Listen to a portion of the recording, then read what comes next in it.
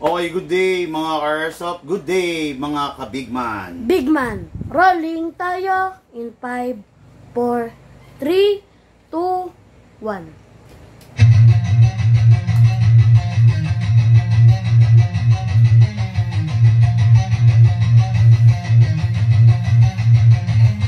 Magsatabi sa daan, huwag kang babangga. Papasok si Bigman, may dala na banda. Minsan siniraan, pero di pinansin. Toxic vibes, bro, di yan sa amin. Nagka-problema, bumangon pa rin. Laban lang kahit ilang saglit. Dito sa Bigman, solid ang galawan. Tunay na negosyo, hindi lang yabangan. Customer namin laging satisfied. Airsoft gear, legit certified. Service ay tunay, hindi panay boast. Kahit saan ka magpunta, kami ang host. Big man, walang katulad. Gamit ay legit, laging panalo pag sukat. Sniper o pistol, lahat ay fire. Kami ang top airsoft provider. Big man, walang katulad. Gamit ay legit, laging pagkaman pinipincha. Laging may bago, laging legit. Big man rules, wag kang bitter, kid. Big man, walang katulad. Gamit ay legit, laging panalo pag sukat. Sniper o pistol, lahat ay fire. Kami ang top airsoft provider. Kalat ang inggit, pero hindi sila makalapit. Try to copy, pero fail ang gamit. Boom, boom, pow, pag nagpaputok, parang Big Viper. Di ka malipat ng dog, kasi sila makalapit. Try to copy, pero fail ang gamit. Boom, boom, pow, pag nagpaputok, parang Big Viper. Di kami patok-tok. Customer happy, service tight. Walang scammer, we do it right. Lift your game up, don't be a joke. Big man blazing, lahat ay woke. Big man, walang katulad. Laging on point, parang somebody lang lakad. Rush fire, deals tighter. Big man, airsoft sniper. Sa presyong tama, sa gamit na solid. Panalo ka palagi, di ka magiging biktima, kid. Big man ang pangalan, tandaan mo palagi. Sa airsoft game, kami ang hari.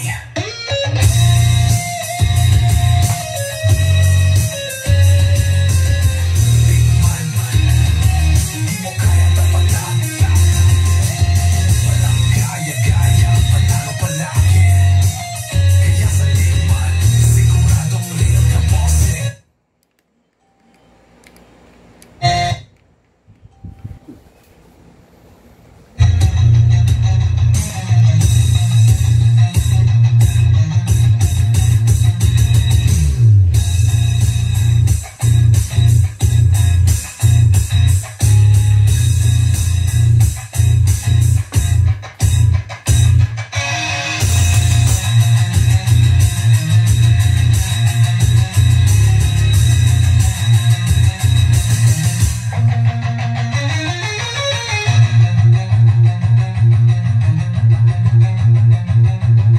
Big man, mukha yang tapatan.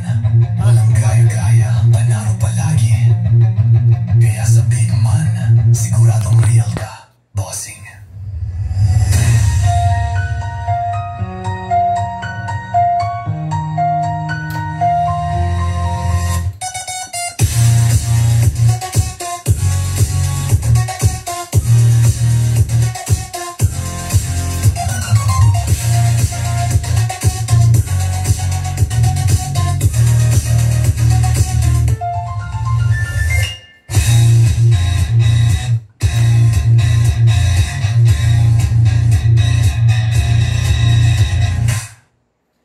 Okay, another day, another airsoft requested by our airsoft bossing from different province. Okay?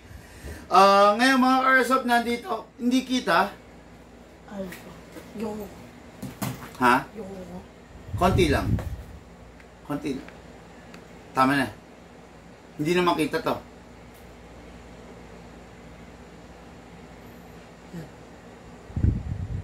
Sige, di bali okay lang, no? Okay mga airsoft, no? Review and unbox ng unit ng ating mga airsoft from different province. Hinapon na po ako, no? Pagpasensyahan nyo na, medyo nakaidlip lang po. Inabutan na po ng hapon. So, unit ng ating airsoft, Ronel. Ano to? Paano, how do you pronounce this, no? Ronel Cocjin, tama ba ako? C-O-C-J-I-N. Siguro silent Cocjin. Hindi ko alam, no? Pero sana lang tama ako, no? Sir Ronel na lang. Si Sir Ronel of San Andres, Catanduanes. Hello, bossing! Okay, shout out and good afternoon din po, Glenn Sabino of Kalampong, Virac, Catanduanes. Okay, shout out and good afternoon, Sir John Patrick of Apopong, General Santos City. Okay, ito yung mga unit. Number 1, unit natin kay Airsoft, Ronel Cocjin, Sir Ronel na lang, no? Ito yung unit mo, bossing!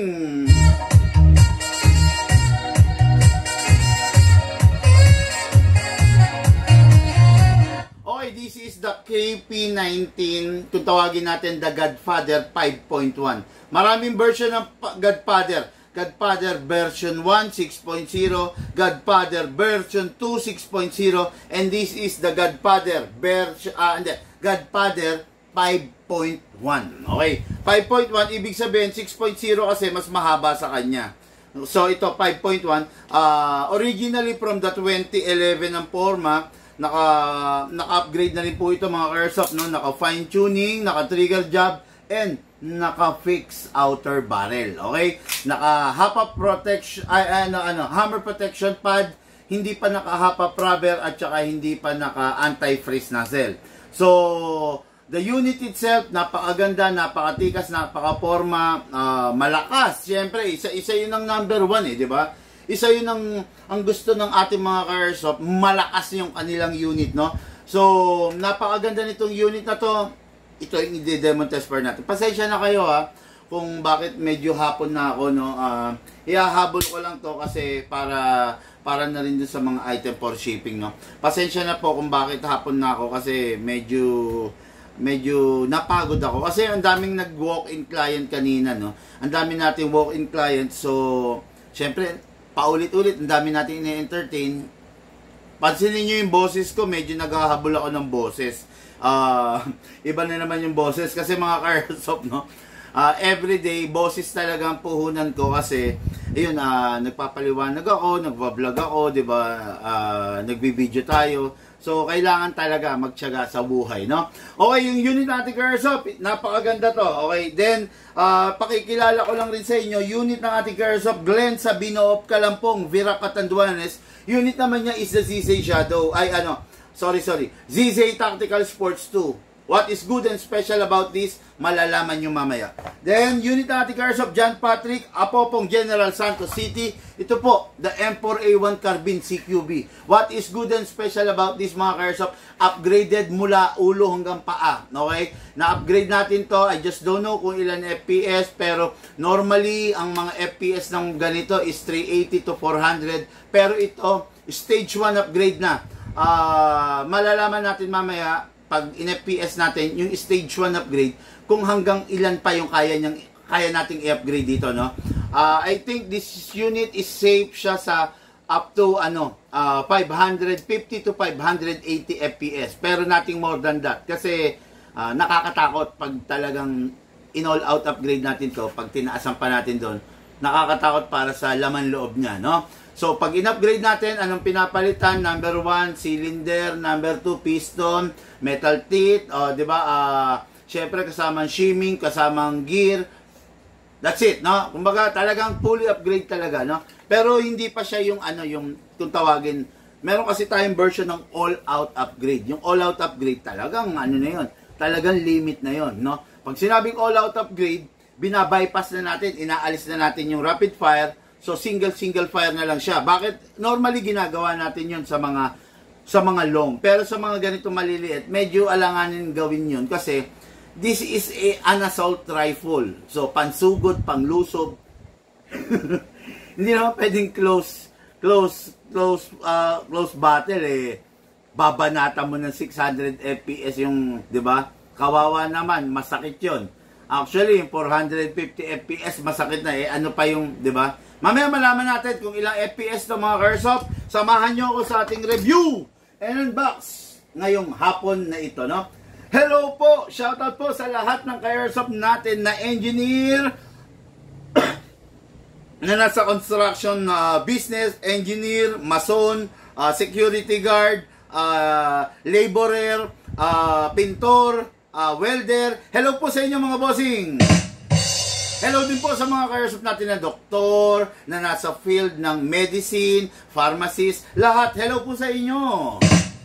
Hello din po sa mga ka-airsoft natin na police, mekaniko, engineer, mayor, congressman, senador. Hello po sa inyo mga bossing.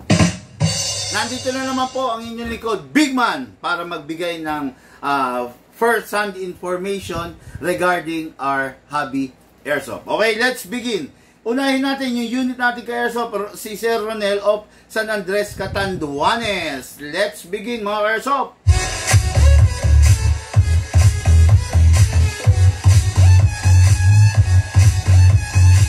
Silicone oil. Okay, ito yung unit niya.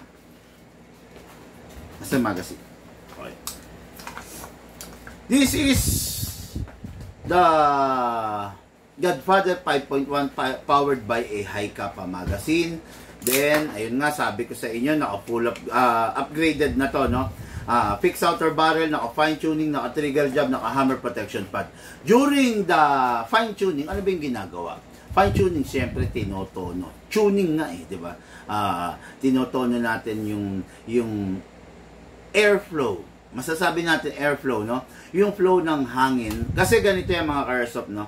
Not 100% ng hangin is pumupunta sa BBs. Minsan 50-50, minsan 60-40, minsan 70-30. Okay? Yung hangin kasi, partial of that is pumupunta is nagagamit para mag-recoil.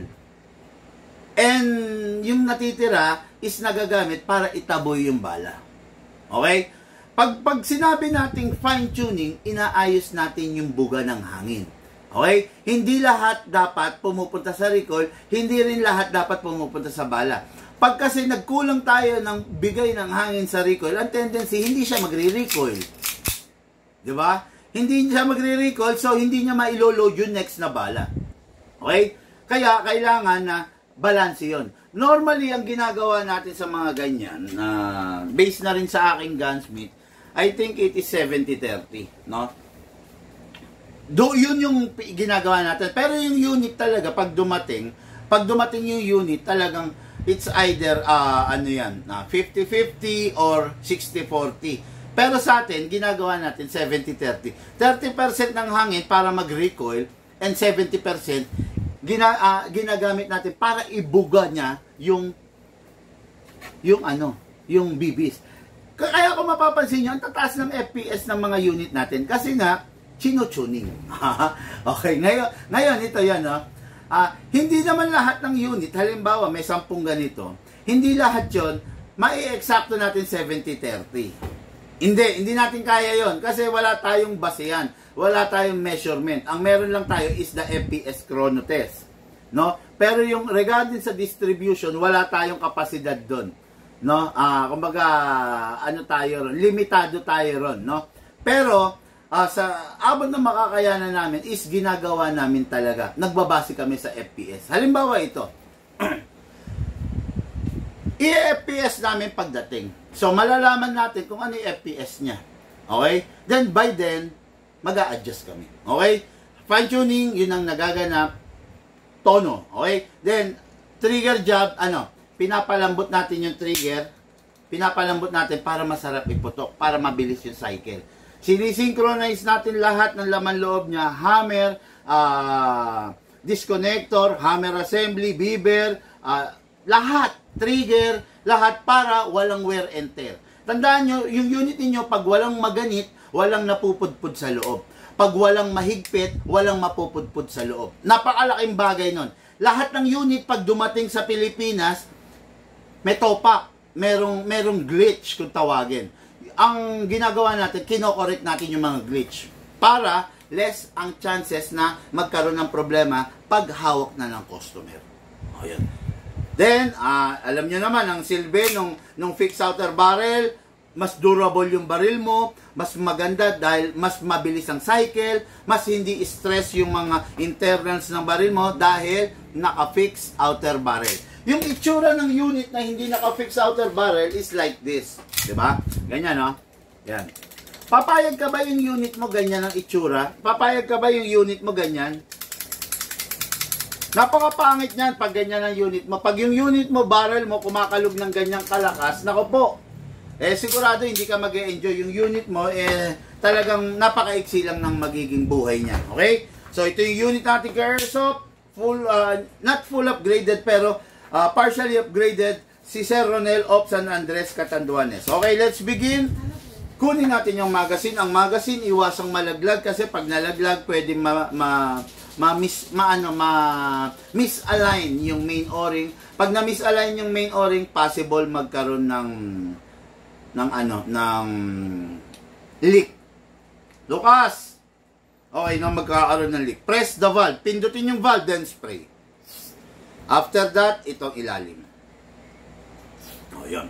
Dalawa. Sa magazine, dalawang i-sprayan. 1, 2. Okay. Then, kunin natin yung unit, mga ka-Airsoft. Ikasa natin, ilock natin manually. I-sprayan po natin sa slide stopper. Okay. Then, i-sprayan din po natin sa nozzle.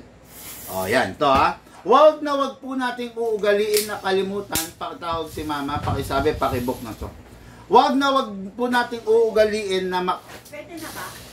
Ito na, i-book mo na muna. Pero isasabay na natin. Wag po natin uugaliin na makalimutan na i-silicone oil. Kasi pag nakalimutan natin i-silicone oil, magpupulbos yung loob. Magke-create siya ng mga aluminum dust. Pag nag-create ng aluminum dust, yun na yung sisira sa unit mo. Okay? Kaya iwasan po natin na kaligtaan silicone oil. Basta po, palagi, safe to say na every 10 magazine, mag-silicone oil na po kayo. Okay po? Ngayon po, this is the magazine. Ang unit ni Sir is compatible with the two types of gas. No? Compatible siya sa 12 kg and dalawang 12 kg na po ako, sorry. 12 kg and 14 kg. Ayan, 12 kg ginawa para sa pistol, malakas. 14 kg ginawa para sa rifle, malakas. Kayang-kaya nitong unit na to yan. Pag ang unit nyo, WEENC, double bell A, W custom, huwag na ninyong gagamitan ng 14 kasi wawarakin nyo lang yung unit nyo. Okay? Hindi lang pwedeng gamitin dito sa unit na to is the CO2. Itong CO2 para dito sa CZ. Mamaya, malalaman nyo yan. Again, itong unit na to is compatible with 12 kg and 14 kg only. Okay? Ngayon, upside down. Lagyan natin dyan, then press down. 1, 2. Okay, 2 seconds is sobra-sobra para sa isang full rounds. Kasi yung unit na is how do you call this? Itong unit kasi is upgrade na ng fine tuning and trigger job. Kaya sarap gamitin. Atakin to pababa, put your other thumb here para kung mabitawan dito tatama, okay? Ngayon lagay tayo ng bala. Okay, sumobra. Na ngayon mga Airsoft, pag yung bala is bungi-bungi, ang gawin nyo, kalugin nyo sideways. Ganyan yung proper orientation. Left, right, left, right, left, right. Okay? Wag ninyong hahayaan na bungi-bungi kasi hindi po maganda ang feed ng bala. Pasok, kasa. Ready to fire. Chrono test natin para magkaalaman, para makita nyo kung gaano kaganda ang unit na naka-fine tuning and naka-trigger job, no? Normally, pag kami lang halos pa lang ang nagpa-fine tuning and trigger job ng unit eh. Normally, hindi talaga pina-fine tuning trigger job. Firing! 438. 430, ilan? 8. 438. Ang sakit niyan. 438, hindi pa naka-high FPS upgrade to, ha? Ano pa lang yan, fine tuning trigger job 438. Normally sa iba 350, 360 lang to. Pero sa amin 438. Firing. 427. 427 firing. 425. 425 last fire. 418. Oh, kita nyo? Yan. Yan ang resulta ng fine tuning and trigger job. napakaganda ng pagkakasetting, napakaganda ng FPS. Pistol pa lang, parang naka-rifle ka na. Di ba? Ayan. This is the Godfather 5.1, the KP19S edition. Firing!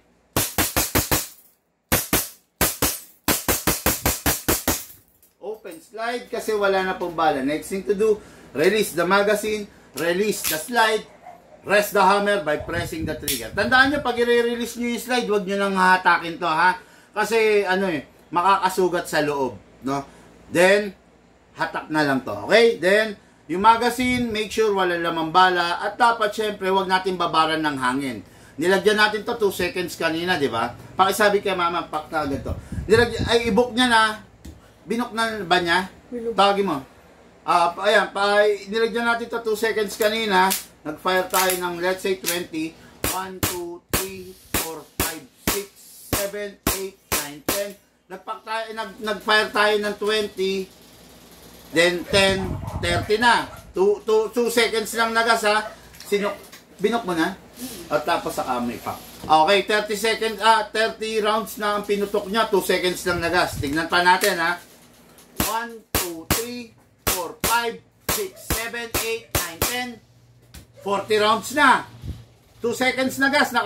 Pag 40 rounds na siya, ha. 1, 2, 3, 4, 5, 6, 7, 8, 9, 10. 50 rounds na. Super lamig na.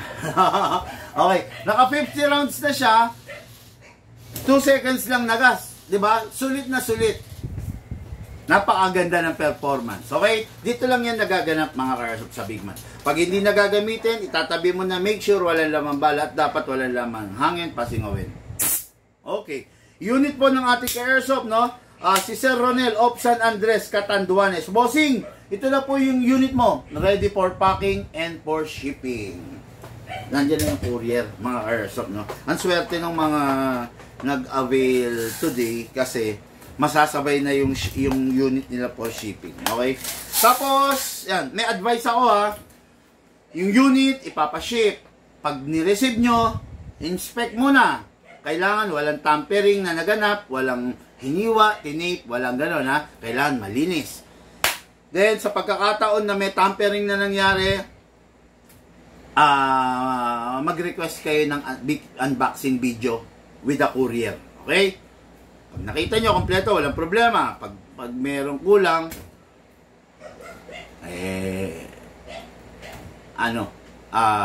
sitahin nyo yung courier. Diba? Ganun yun, okay? Tapos, follow lang the instructions. Meron naman yan, eh. Okay? Ngayon, kung sakasakaling wala naman problema, video nyo pa rin yung unboxing para makita natin kung yung unit, di ba? May basag, may sira, di ba? Ganon. O may kulang. Basta ganon. Follow the instruction para hindi po kayo, alam mo na, problema. Okay? Lahat ng unit, lagyan ng fragile tape, pakasabi. Okay? So, next unit natin, unit natin ka-airsoft, Glenn Sabino. What is good and special about this? Sabi ko nga kahapon, di ba?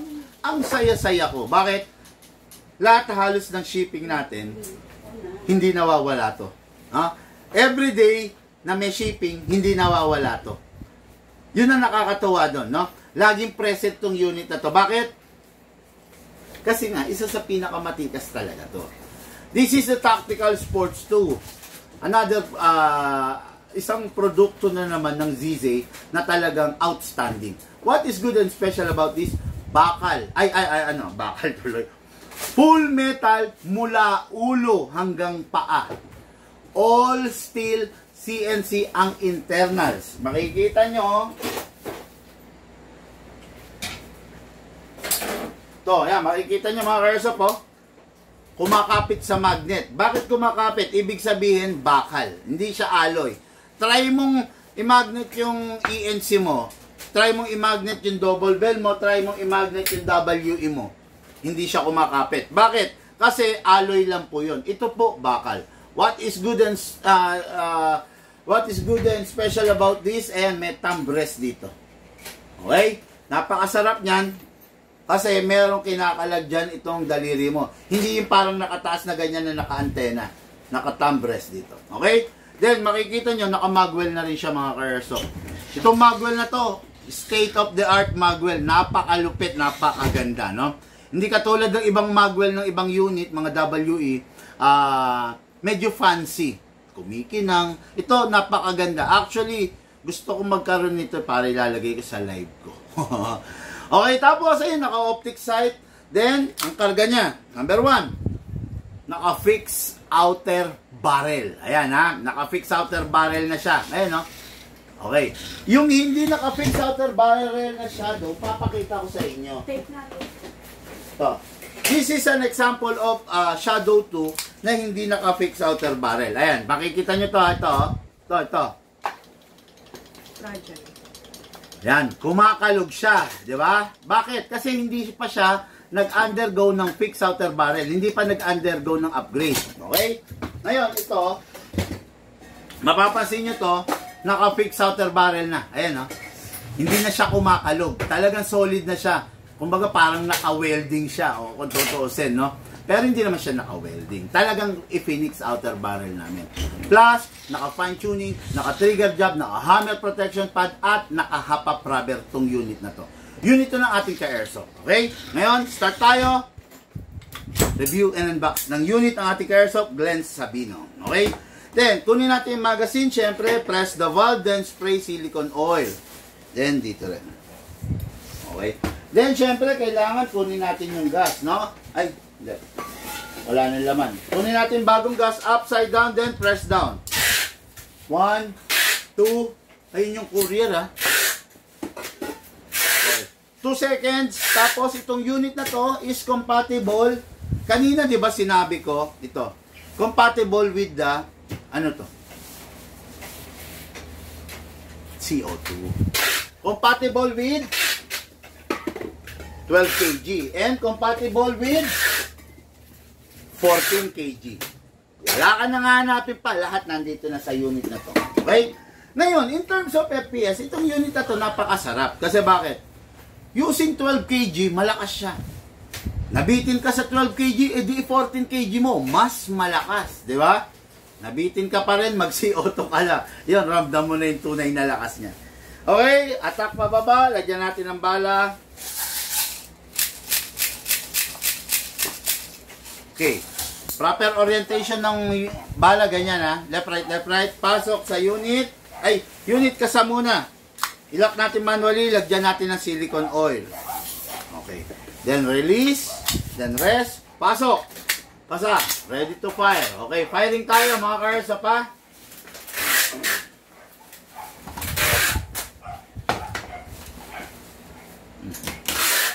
Firing. Okay. Ayaw na naman. Ba't naman ganyan? Ayaw?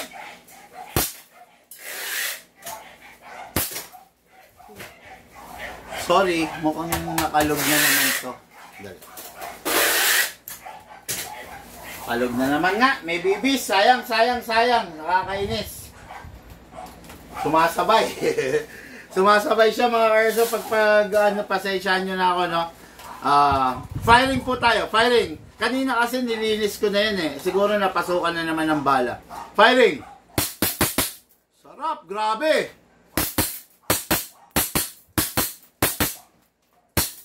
Open slide kasi po wala ng bala. Next thing to do, release the magazine. Siyempre, release the slide. Then rest the hammer by pressing the trigger. Okay. Tapos itong unit na to, napakadami papuntiran nito na gas. Naka-fine tuning, naka-trigger job.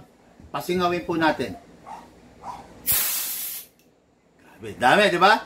Then, after that, ready for packing and ready for shipping. Unit natin ka-airsoft. Kalampong, Virac, Catanduanes, Glenn Sabino. Hello, bossing! Ito na po yung unit mo.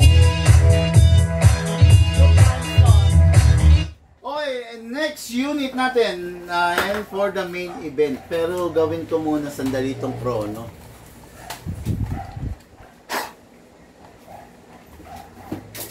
Ayun, tumutunog eh.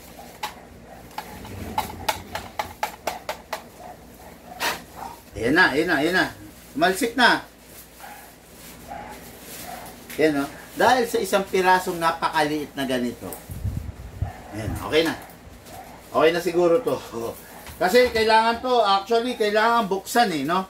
Okay, and for the main event, unit ng ating Airsoft, John Patrick Apopong, General Santos City. What is good and special about this? No? Mga Airsoft, no, bibigyan ko kayo ng tips.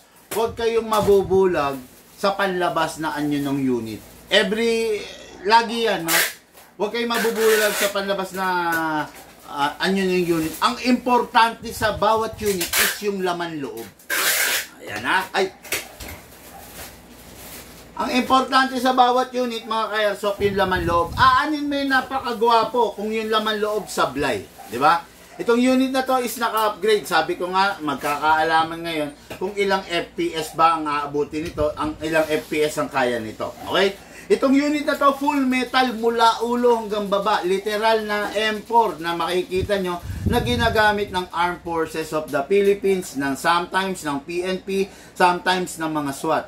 Yung size niya is CQB, napakadaling i-maneuver sa may edad, sa mga sabihin na natin na medyo nasa age na 35 and above, sakto-sakto to, no, napakadaling i-maneuver kasi CQB siya, hindi siya long barrel, di ba? Ngayon, itong unit na to, napakasarap din, lalo na pag ginagamit mo as panglaro.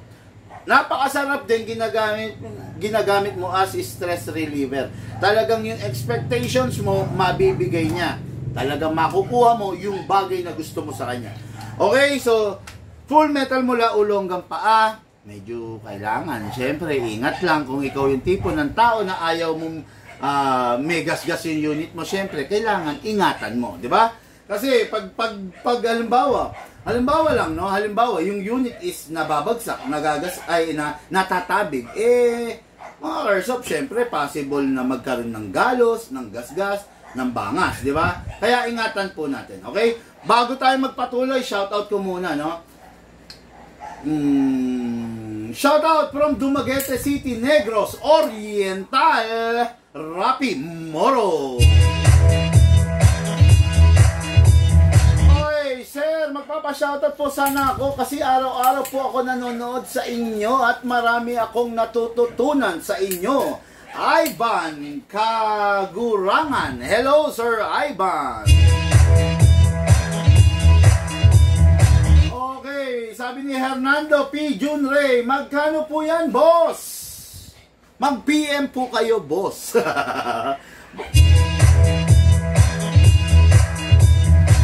Bossing, mag-PM kayo para sa details, no? Wag po kayo mag-inquire sa comment section. Mag-PM po kayo, no?